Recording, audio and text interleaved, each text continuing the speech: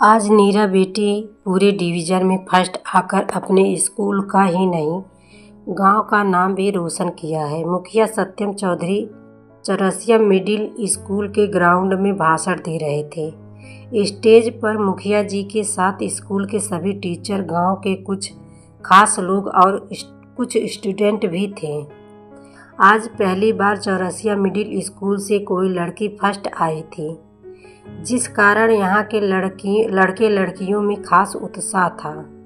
मुखिया जी आगे बोले, आज तक हमारे गांव की कोई भी लड़की हाई स्कूल तक नहीं पहुंची है, लेकिन इस बार सूरज सिंह की बेटी नीरा इस रिकॉर्ड को तोड़कर आगे पढ़ाई करेगी। इस बार भी तालियों की जोरदार गड़गड़ाहट उभरी, लेकिन यह खुशी हमारे स्कूल के एक लड़के को नहीं भा रही थी। वह था निर्मोही। निर्मोही मेरा चचेरा भाई था। वह स्वभाव से जिद्दी और पढ़ने में औसत था। उसे नीरा का टॉप करना चुभ गया था, हालांकि वह उसका दीवाना था। निर्मोही के दिल में जलन थी कि कहीं नीरा हाई स्कूल की हीरोइन बनकर उसे भुला न दे। आज गांव में हर जगह सूरज बाबू की बेटी नीरा की ही चर्चा चल रही थी।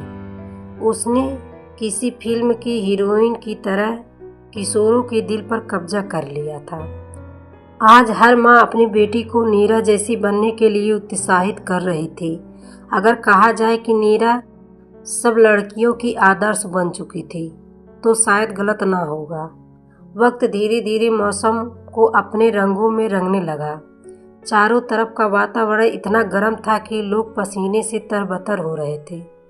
तभी छुट्टी की घंटी बजी। सभी लड़के दौड़ते भागते बाहर आने लगे। कुछ देर बाद लड़कियों की टोली निकली। उसके ठीक बीचों बीच स्कूल की हीरोइन नीरा बल खाकर चल रही थी। वह ऐसी लग रही थी जैसे तारों में चांद। नीरा जैसे स्कूल से बाहर निकली, निराला चौधरी को देखकर खिल उठी। नीरा निराला के पास पहुंची और बोली, बिक्कू भैया आप यहाँ? बिक्कू निराला का उपनाम था। निराला बोला, मैं मोटरसाइकिल से घर जा रहा था, सोचा तुझे भी लेता चलूं।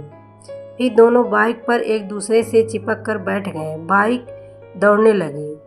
सभी लड़के लड़कियां नीरा के इस स्टाइल पर कमेंट करते हुए अपने अपने रास्ते हो लिए। मैं और निर्मोही भाई वहीं खड़े खड़े नीरा की इस बेहाई को देखते रहे।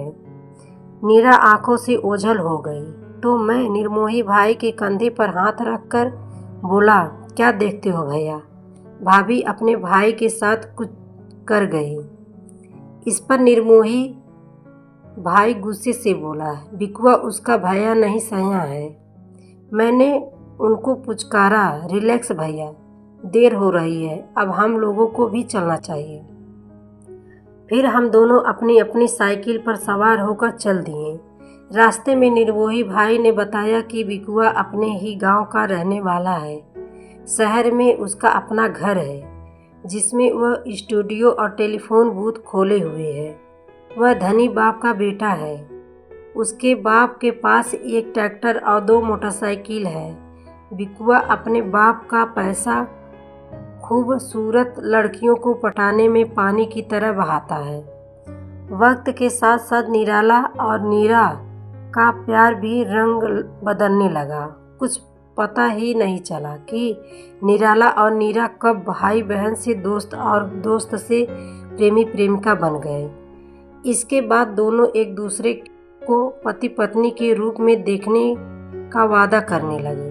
धीरे धीरे इन दोनों के प्यार की चर्चा गर्म होने लगी। निर्मोही भाई भी इस बात को पूरी तरह फैला रहे थे। कब नीरा हाई स्कूल गई, कब उस पर निराला का जादू चला और कब उसकी लव स्टोरी स्कूल से बाजार और बाजार से गांव के घरों तक पहुंची, कुछ पता ही नहीं चला। अब गांव की लड़कियां, जिनके दिल में कभी उसके लिए स्नेह हुआ करता था, अब वही उसे देखकर ताना कसने लगी कि मिसेज निराला चौधरी आ रही हैं। कोई कहता है कि आज नीरा बिकुआ के स्टूडियो में फ़ोटो खिंचवाने गई थी। कोई कहता है आज वह बिकुआ के साथ रेस्टोरेंट जा रही थी। आज वह बिकुआ के साथ यहाँ जा रही थी, आज वहाँ जा रही थी। ऐसे ही अनाप शनाप बातें उसके बारे में सुनने को मिलती, लेकिन बात इतनी बढ़ जाने के बाद भी उसके घर वालों को जैसे कुछ पता ही नहीं था, या फिर उन लोगों को नीरा पर विश्वास था कि नीरा जो कुछ भी करेगी उससे उसके परिवार का नाम रोशन ही होगा। एक दिन जब निर्मोही भाई से बर्दाश्त नहीं हुआ तो जाकर नीरा के माता पिता को उसकी लव स्टोरी सुनाने लगे। वे लोग उस पर बरस पड़े। वहाँ का माहौल मारने मराने वाला हो गया, लेकिन निर्मोही भाई भी तो हीरो थे, उनमें हार मानने वाली कोई बात ही नहीं थी। गांव में जातिवाद का बोलबाला होने से स्कूल का माहौल भी गर्म होता जा रहा था। स्कूल के छात्र दो टुकड़ों में बंट चुके थे। एक गुट के मुखिया निर्मोही भाई थे तो दूसरे के ब्रजेश, लेकिन उस गुट का असली नेता निराला था। दोनों गुटों में रोजाना कुछ न कुछ झड़प होती ही रहती।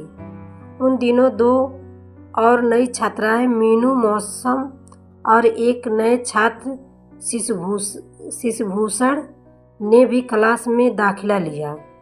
जब मैडम ने हम लोगों से उनका परिचय करवाया तो उन दोनों कमसीन बालाओं को देखकर मेरी नीयत में भी खोट आने लगा। मुझे भी एक गर्लफ्रेंड की कमी खलने लगी। वे दोनों लाजवाब और बेमिसाल थे, लेकिन मुझे क्या पता था कि जिसने मेरे दिल में आग लगाई है उसका दिल मुझसे भी ज़्यादा जल रहा है। मैं मौसम की बात कर रहा हूँ।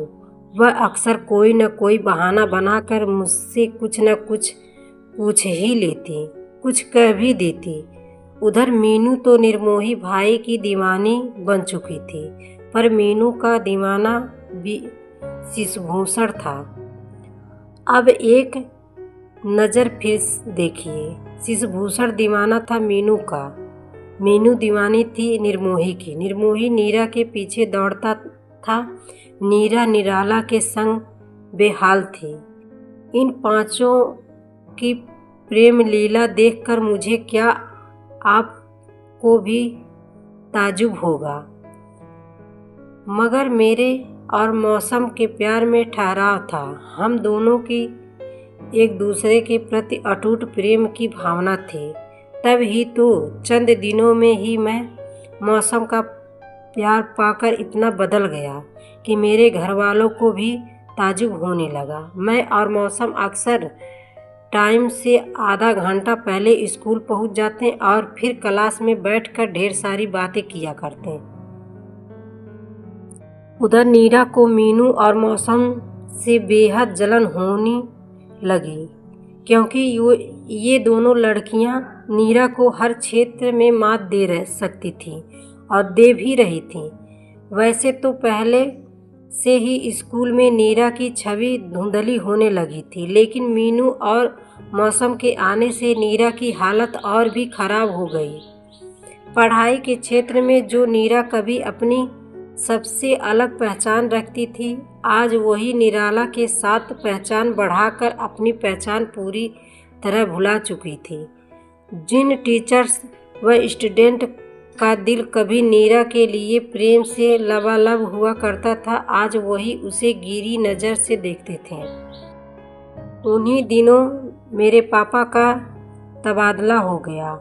मैं अपने पूरे परिवार के साथ गांव से बाहर शहर में आ गया। उन दिनों हमारा स्कूल भी बंद था, जिस कारण मैं अपने सबसे अजीज दोस्त मौसम को कुछ नहीं बता पाया। अब मेरी पढ़ाई यहीं होने लगी, पर मेरे दिलो दिमाग पर हमेशा मौसम की तस्वीर छाई रहती। शहर की चमक दमक भी मुझे मौसम के बिना फीकी फीकी लगती। शुरू में मेरा यह हाल था कि मुझे यहाँ चारों तरफ मौसम ही मौसम नज़र आती थी। हर खूबसूरत लड़की में मुझे मौसम नज़र आती थी। एक दिन तो मौसम की याद ने मुझे इतना बेकल कर दिया कि मैंने अपने स्कूल की सीनियर छात्रा सुप्रिया का हाथ पकड़कर मौसम के नाम से पुकारा। बदले में मेरे गाल पर एक जोरदार चाटा लगा। तब कहीं जाकर मुझे होश आया। इसी तरह चाटा खाता और आंसू बहाता मैं अपनी पढ़ाई करने लगा। वक्त के साथ साथ मौसम की याद भी कम होने लगी, लेकिन जब कभी मैं अकेला होता तो सब कुछ भुलाकर अतीत की खाई में गोते लगाने लगता। धीरे धीरे 2 साल गुजर गए। आज मैं बहुत खुश हूँ। आज पापा ने मुझसे वादा किया कि परीक्षा खत्म होने के बाद हम लोग 1 महीने के लिए घर चलेंगे। लेकिन परीक्षा में तो अभी पूरे 25 दिन बाकी हैं। फिर कम से कम 10 दिन परीक्षा लगेगी, तब घर जाएंगे। अभी भी बहुत इंतज़ार करना पड़ेगा। किसी तरह इंतज़ार खत्म हुआ और परीक्षा के बाद हम लोग घर के लिए रवाना हो गए। गांव पहुंचने पर मैं सबसे पहले दौड़ता हुआ घर पहुंचा। मैंने सबको प्रणाम किया, फिर निर्मोही भाई को ढूंढने लगा। घर, छत, बगीचा, पान की दुकान, हर जगह खोजा, मगर निर्मोही भाई नहीं मिले। अंत में मैं मायूस होकर अपने पुराने अड्डे की तरफ चल पड़ा। मेरे घर के सामने एक नदी बहती है, जिसके ठीक बीचों बीच एक छोटा सा टापू है। यहीं हम दोनों का पुराना अड्डा रहा है। हम दोनों रोजाना लगभग 2-3 घंटे यहाँ बैठकर बातें किया करते थे। आज फिर इतने दिनों बाद मेरे कदम उसी तरफ बढ़ रहे थे। मैंने मन ही मन फैसला किया कि भाई से सबसे पहले मौसम के बारे में पूछना है, फिर कोई बात होगी। मौसम का ख्याल मन में आते ही एक अजीब सी गुदगुदी होने लगी। तभी दोनाली की आवाज़ से मैं ठिठक गया। कुछ ही दूरी पर भाई बैठे बैठे निशाना साध रहे थे। काली जींस, काली टी-शर्ट, बड़ी बड़ी दाढ़ी, हाथ में दोनाली। भाई देखने में ऐसा लगते थे मानो कोई खूंखार आतंकवादी हो। भाई का यह रूप देखकर मैं सकपका गया। जो कभी बीड़ी का एक बंडल तक नहीं छूता था, आज वह गांजा पी रहा था। मुझे देखकर भाई की आंखों में एक चमक जगी, पर पलक झपकते ही उसकी जगह वही पहले वाली उदासी छा गई। कुछ पल हम दोनों भाई एक दूसरे को देखते रहे, फिर गले लगकर रो पड़े। जब हिचकियां थमी तो पूछा, भैया यह क्या हाल बना रखा है? जवाब में उन्होंने एक जोरदार कहकहा लगाया, मानो बहुत खुश हों, लेकिन उनकी हंसी से दर्द का फहारा छूट रहा था। जुदाई की बू आ रही थी। जहाँ हंसी थमी तो वह बोले, भाई तूने अच्छा किया जो शहर चला गया। तेरे जाने के बाद तो यहाँ सब कुछ बदलने लगा। नीरा और बिकुआ की प्रेम लीला ने तो समाज का हर बंधन तोड़ दिया, लेकिन अफसोस बेचारों की लीला ज़्यादा दिन तक नहीं चली। आज से कोई 6 महीने पहले उन दोनों का एक्सीडेंट हो गया। नीरा का चेहरा एक्सीडेंट में इस तरह झुलस गया कि अब कोई भी उसकी तरफ देखता तक नहीं। थोड़ा रुक कर भाई फिर बोले, बिकुआ का तो सिर्फ एक ही हाथ रह गया है। अब वह सारा दिन अपने बूथ में बैठा फ़ोन नंबर दबाता रहता है। शिशभूषण और मीनू की अगले महीने सगाई होने वाली है। लेकिन मीनू तो आपको, मेरे मुंह से अचानक निकला। हाँ, मीनू मुझे बहुत चाहती थी, लेकिन मैंने उसके प्यार का हमेशा अपमान किया। अब मैं सोचता हूँ कि काश मैंने नीरा के बदले मीनू से प्यार किया होता, तब शायद ये दिन देखने को न मिलते। फिर हम दोनों के बीच थोड़ी देर के लिए गहरी चुप्पी छा गई। इसके बाद भाई को थोड़ा रिलैक्स मूड में देखकर मैंने मौसम के बारे में पूछा। इस पर एक बार फिर उनकी आंखें नम हो गई। मेरा दिल अनजानी आशंका से कांप उठा। मेरे दोबारा पूछने पर भाई बोले, तुम तो जानते ही हो कि मौसम मारवाड़ी परिवार से थी। तुम्हारे जाने के कुछ ही दिनों बाद मौसम के पापा को बिजनेस में काफ़ी घाटा हुआ। वह यहाँ की सारी प्रॉपर्टी बेचकर अपने गांव राजस्थान चले गए। इतना सुनते ही मेरे आँखों के आगे दुनिया घूमने लगी। वर्षों से छिपाया हुआ प्यार आंसुओं के रूप में बह निकला। हम दोनों भाई छुट्टी के दिनों में साथ साथ रहे। पता नहीं कब 1 महीना गुजर गया और फिर हम लोग शहर आने के लिए तैयार हो गए। इस बार हमारे साथ निर्मोही भाई भी थे। शहर आकर निर्मोही भाई जी तोड़ पढ़ाई करने लगे। वह मैट्रिक की परीक्षा में अपने स्कूल में फर्स्ट आए। आज 3 साल बाद पापा मुझे इंजीनियरिंग और भाई को मेडिकल की तैयारी के लिए कोटा भेज रहे थे।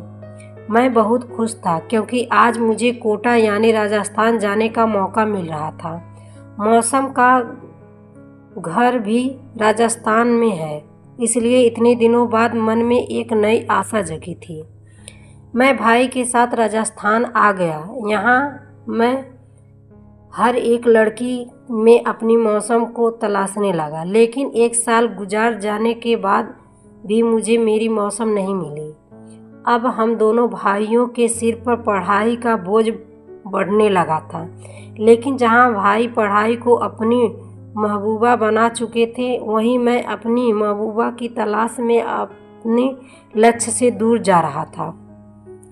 फिर परीक्षा भी हो गई। रिजल्ट आया तो भाई का सिलेक्शन मेडिकल के लिए हो गया, लेकिन मैं लटक गया। मुझे फिर से तैयारी करने के लिए 1 साल का मौका मिला और इस बार मैं भी जी तोड़ मेहनत कर रहा हूँ, लेकिन फिर भी कभी अकेले में बैठता हूँ तो मौसम की याद तड़पाने लगती है। वर्ष